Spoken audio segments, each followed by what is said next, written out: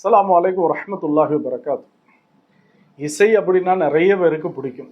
அந்த சத்தம் நபி ஸல்லல்லாஹு அலைஹி சொன்னாங்க, புஇத்து லிகஸ்ரில் மஸாமிர், இசை வாத்தியங்களை உடைத்தெறிவதற்காக வேண்டி அனுப்பப்பட்டேன்னாங்க. நபி ஸல்லல்லாஹு அலைஹி காலத்திலே அந்த இசை அப்படிங்கிறதும் அதுக்காக வேண்டி உள்ள இன்ஸ்ட்ருமெண்ட்ஸ் நிறைய இருந்திருக்கு.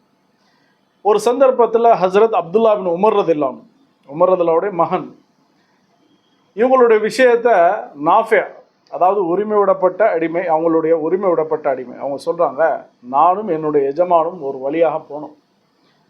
அப்போ போய்கிட்டே இருக்கும்போது டக்குன்னு என்னுடைய எஜமானர் அப்துல்லா பின் உமர் ரதியல்லாஹு ரெண்டு விரலை காதில் வச்சு மூடிட்டாங்க. ஏன் அப்படின்னா அங்கிட்ட ஒரு இசை வாத்தியங்கள் நிறைய சத்தத்தோட நடக்குது. அப்படியே திரும்பி வேற வழியில் போய்கிட்டே இருக்கிறாங்க. போயிட்டு சொன்னாங்க, சத்தம் நின்றுச்சா, அந்த இசை வாத்தியங்கள் சத்தம் நின்றுச்சா அப்படின்னா.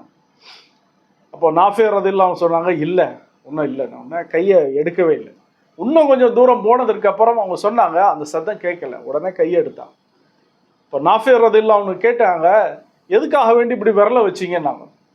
அப்போ இசை நபி ஸல்லல்லாஹு அலைஹி வஸல்லம் அவங்கள நான் ஒரு தடவை சந்தர்ப்பத்தில் பார்த்துருக்கிறேன். அப்படி இசை வாத்தியங்கள் சத்தம் கேட்கும்போது நபி ஸல்லல்லாஹு அலைஹி வஸல்லமும் அவங்க விரலை இப்படி வச்சாங்கன்னாங்க. இன்னொரு சந்தர்ப்பத்தில் இருக்குது, நபி ஸல்லல்லாஹு அலைஹி வஸல்லம் இப்படி சொல்லியிருக்கிறாங்க, இசையை யார் அதிகமாக கேட்பாரோ அவருக்கு நிஃபாக்குடைய தன்மை வரும், அப்படி நயவஞ்சகத்தன்மை வரும் அப்படின்னா, ஈமான்ல பலகீனம் வரும் அப்படின்னா. இப்போ இசைங்கிறது ஷைத்தானுடைய இன்ஸ்ட்ருமெண்ட், ஷைத்தானுடைய ஒரு வலைன்னே சொல்லலாம். அப்போ இசைக்கு அடிமையாகிறது அப்படின்னா அது ஷைத்தானுக்கு விட்ட போகிற மாதிரி. அப்போ அதை விட்டு தடுக்கிறது, அதுக்கு சொல்யூஷன் என்ன அப்படின்னா, நிறைய சஹாபாக்கள் குர்ஆன் ஓதுவாங்க. குர்ஆனில் நிறைய கிராத்துகள் இருக்குது. அதை கேட்கறதுனால அதை விட்டு தப்பிச்சுக்கிடலாம். அப்போ நம்மளுக்கும் இதுதான் உள்ள ரெமிடி. இசை கேட்கறதுனால ஈமானே பலகீனம் அடையும்.